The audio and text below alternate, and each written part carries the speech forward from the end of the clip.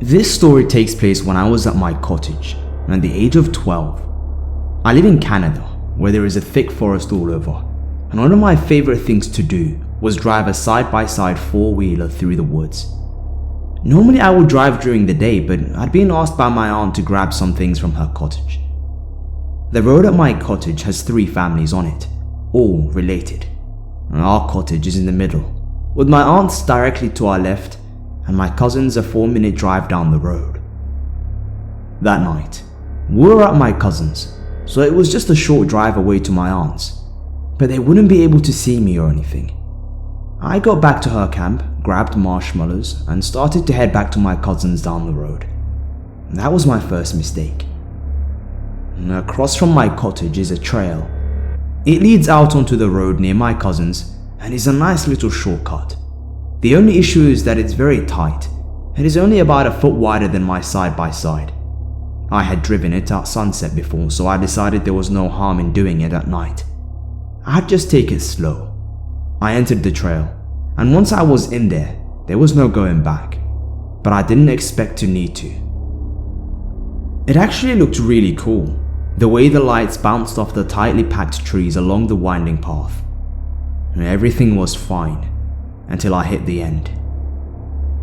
As I turned the last corner that should leave me staring at the exit, I saw a very deliberately made wall of large cut branches. It kind of freaked me out, but my dumb 12-year-old brain told me not to worry. I turned off the engine and began to step out to take down the wall. That's the moment my ear caught something. Off the trail to my left, there was a slight whisper and the crack of trees. When I looked, I saw a metallic shine coming from just behind a tree. I couldn't have gone faster if I tried. I got back in, started the engine, and gunned it down through the wall. I heard someone get up and whistle just barely over the sounds of my engine, and just gunned it back to my aunt's. I didn't tell anyone that was sober enough to listen. The next night, the bonfire was at my aunt's, luckily. So, to get there, we just walked through a 4 or so foot thick barrier of shrubs and trees.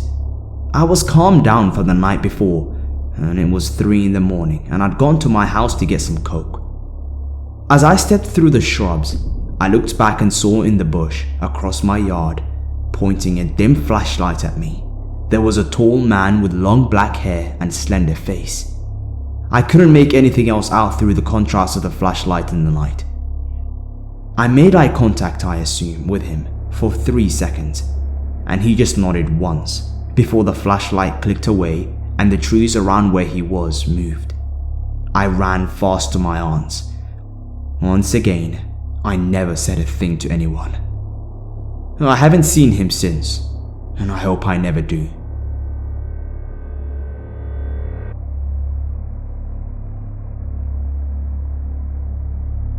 This encounter happened to me and my friend about 2 weeks ago. Some background info. My friend and I are both 18, and we like going for late night drives when we don't have any other plans. We usually go drive aimlessly, listen to music, and stop in to get some food somewhere. Anyway, it was a Saturday night around 11 PM, and she was dropping me off after a night drive out in town. I live in a suburban neighborhood, and my street forks off of a main road in my neighborhood. My street has only townhouses on it, and every 2 houses are joined together and share one driveway. My house is the first on the street, so when my friend turns off from the main road, she has to stop parallel to my driveway, still facing the way down my street, and then I would get out. This night, she was pulling in front of my house on the street and was about to pull into the curb of my driveway, when, in front of her taillights, we notice a suspicious looking guy lurking around my neighbor's truck. They park on the side of the road. I get a better look at the guy, seeing as he's approximately 10 feet in front of her car, and he starts to walk towards my neighbor's side of our shared driveway. He looks to be in his late 20s and is wearing a baggy hoodie and jeans, not looking too well kept. I'm thinking maybe he's a friend of our neighbor's, since they are around his age from my guessing. However, the thought quickly leaves my mind, as I notice that none of my neighbors are out or appear to be up and about. So, my friend and I are still stalled in front of my house as we watch this guy walk in front of her car, when he slowly turns his attention to us. He squints his eyes as he tries to look at us while facing her headlights, and then he decides to slowly wander over to her car. I'm sitting on the passenger side, closest to my house, and this guy is walking on the curb of our driveway, between the passenger side door and my house. He walks over and my friend says something along the lines of, "What the hell is going on? Was he coming to ask for directions?" We stayed still. The dude keeps walking and then decides to stop right beside my window of the car. And what does he do next? He bends down, looks into the car window, and stares me straight in the eyes. I got a good look at him, and I could tell that he was high on some shit. His eyes looked wild and crazed. He had the darkest circles under his eyes, and his whole face looked pale and shrunken. The creep starts smiling, the creepiest smile that I've ever seen, and after a good few seconds of eye contact, he moves to inspect the backseat of her car through the backseat windows, still bending down. He then reaches for the door handle. Luckily, my friend's car doors lock automatically, so the creep couldn't open the door. At this point, I tell her to drive, and so my friend obliges. We drive around for about 5 minutes, passing my street each time to see where he was. First time we passed, we saw him wandering further down my street, and after that, we never saw him again on my street. I hope I never see that creep ever again.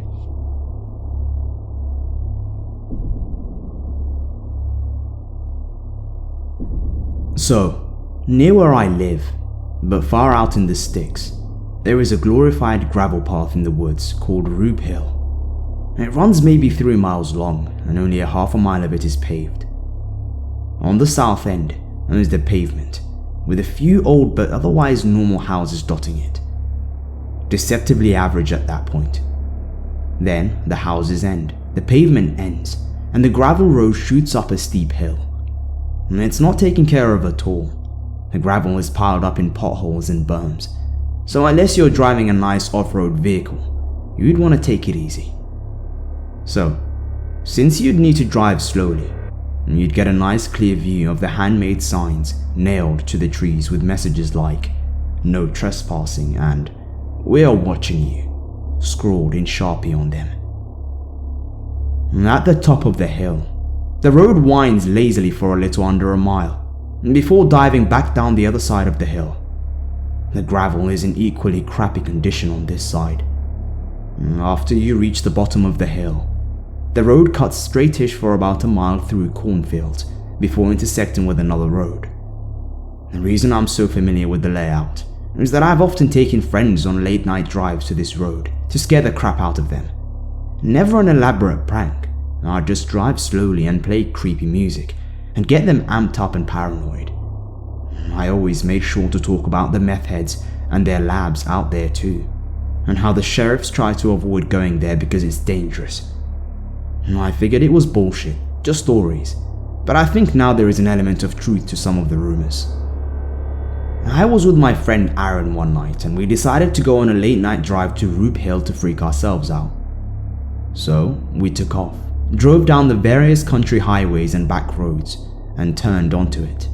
I made sure to play extra creepy music since me and Aaron had made the trip before. It honestly lost its creepy luster on me by then, but I still enjoyed the long drives and scaring my friends. Of course, it mostly went by uneventful, and we were almost across the hill and about to descend the other side when Aaron freaked out. I checked my mirrors to see what he was shitting a fist over and saw truck headlights down the road. They seemed to be back where the road first topped the hill. The truck made it under the only street light on top of the hill, a really dim orange light, and I could see it was kicking up a ton of dirt, and it was speeding towards us. I paused the music and sure enough, with the windows down, I could hear the gravel crunching and flying like a vehicle was speeding. Keep in mind that I've driven this road dozens of times, both the daytime and at night, and had never seen or encountered another vehicle. So, having a truck speeding to seemingly catch up to us at midnight, on a road lousy with rumored meth heads, and was pretty jarring. Usually, I didn't relinquish my brakes driving down that hill, but this time I didn't even touch them. So, the next day, I'm hanging out with another friend, Chris. Chris and I are just lounging around playing video games talking about quantum physics, which was Chris's favorite thing, and Chipotle, my favorite thing. I of course told him all about Aaron and I getting chased the previous night, and I kinda hammed it up, made it come across a little more harrowing than it really was. But now, Chris wanted to go to the road, so we waited until late that night, about 2 in the morning probably, and went to Rube Hill. This time I wasn't playing any music. I wanted to be alert. And it was all going quite normally, just like usual. When I slammed on my brakes, I threw the car in park and just said, you see that too, right? I looked at Chris. He was just as confused as me and he just nodded. My headlights were clearly illuminating a thick metal cable stretched across the road. On the other side it was wrapped around a tree, what I'd guess was roughly head height for a standing adult, and it was pulled taut across the road and anchored to a fence post at roughly chest height. I had no idea what to make of it or how to react when I heard gravel being thrown by tires. I checked my mirrors and sure enough, truck headlights were tearing us down the road from behind us. I started freaking out. My breathing and heart rate were out of control and I began sweating. Chris just swore under his breath quietly. I threw it into drive, pulled as far to the right as I could, and my low-sitting car sliding under the cable with a loud metal-on-metal scraping noise. I cringed as I heard the scrape, but I wasn't about to sit there and get deliverance. So again I flew down the hill, and this is the creepy cherry on the sundae for me personally because Chris didn't see it. As we left the tree line and entered the cornfields, I glanced to my right, past Chris, and briefly caught a glimpse of somebody standing about 3 or 4 feet back in the corn. I just felt my stomach scrunch up and floored the accelerator. I glanced in my rearview mirror and could see a man standing in the road behind us, illuminated by the moon and my taillights. He had a long object slung over his shoulder. I couldn't tell if it was a cane or maybe a rifle, but I didn't stay to find out. Before I could even tell Chris about it, we were around a bend and out of sight. I haven't been back to that road since then. I hope I never see those crazy people again.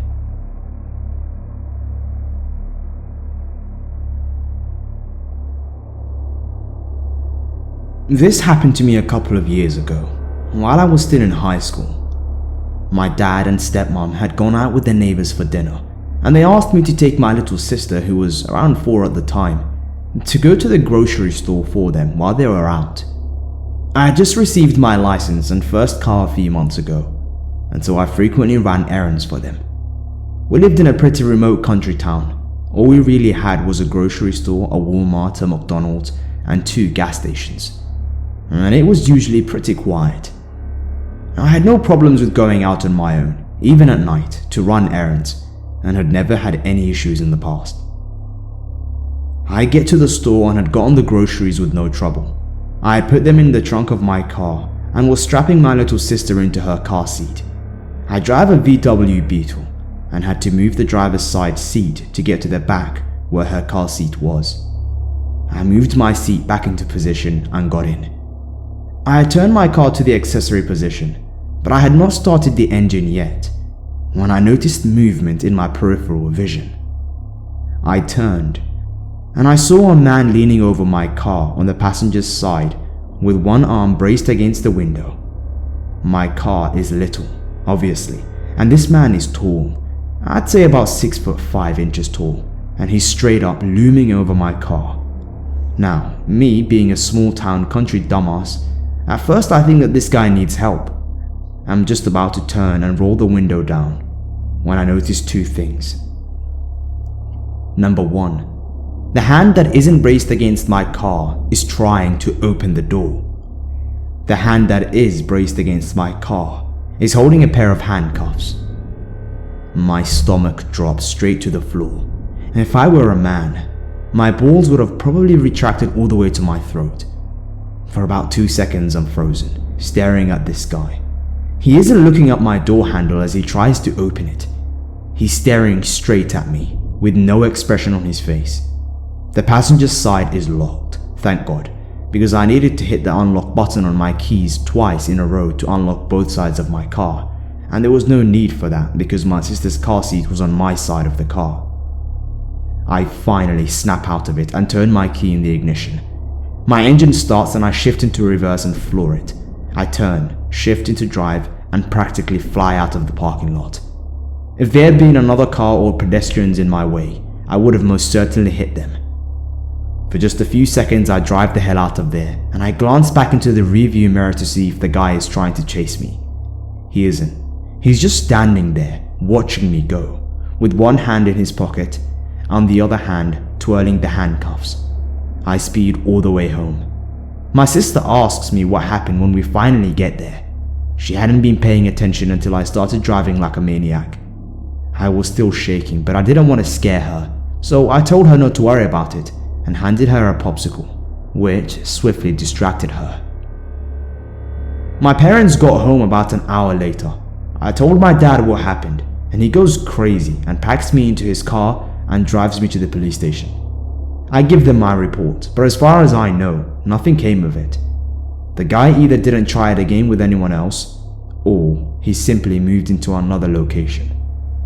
I refused to run errands by myself for almost half a year after that. And whatever that man's intentions were, I hope I never see him again.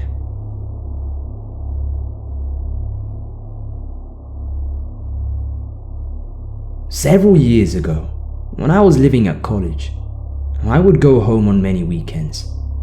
After Friday night parties, the college was quite boring as many students just slept off their hangovers all day. One particular weekend my parents went on a getaway, leaving me to watch over the pets. I'm an only child, so I had the house to myself. I did my usual routine, doing laundry, feeding the dogs, catching up with friends, relaxing, and late at night, I would go to a hangout spot, a nightclub about 25 miles away. I was there until close to 2 a.m. and then got in the car alone to drive home. After I got off the freeway, there were several miles of open roads to take on my route to my house. At that time, there were not really any other cars on the road except myself and a single car behind me. I hadn't really thought anything of it at first, but as I got closer to my town, I had noticed that the car was still behind me and had been on every road that I'd been on for the past 11 miles. Coincidental, I thought, but odd enough. I decided to put my mind at rest by checking to see if this person was really following me. I ended up approaching a stop sign at an intersection and put my left turn signal on. The car behind also put their left signal on. I made a quick right and saw the car behind me went right as well. Now, I was on guard. I was approaching a stoplight. I slowed to make sure nothing was coming and ran the red light. The car behind me ran right through the light as well. I was being followed. Every turn trick I tried, the car was right behind me. I was getting within a mile of my house and my mind was racing. Now, this was several years ago, long before the days of having a cell phone in the car to phone for help. I didn't know if it was one person or many. I was thinking I could go to my house, but it was a risk. I didn't know the person's intentions, and obviously if they were running red lights to keep up with me, the intentions were not good. I was thinking to myself I would have to park the car, run to the front door as fast as possible, unlock the front door, if I could make it. And even if they didn't chase me in, they would know where I lived, and I wouldn't be able to sleep all weekend. Another thought was maybe I would keep going for a few miles and try to lose them on some country roads I knew. But what if I couldn't lose them? It suddenly came to me to not drive home, but drive to the local police station. It's kind of humorous I didn't think of that right away, but then again, our local police were the stereotypical buffoons. As I turned into the police station's parking lot, I saw the car continued on. I sat in the parking lot for about 5 minutes, but didn't go in to report it. I was very paranoid upon leaving, thinking they were waiting and watching up the street. I circled the streets around the station over and over again, just to make sure there was no suspicious looking parked cars anywhere, and to make sure I was not going to be followed again. Every once in a while, I think of what would have happened if I tried to go home or tried to outrun that car.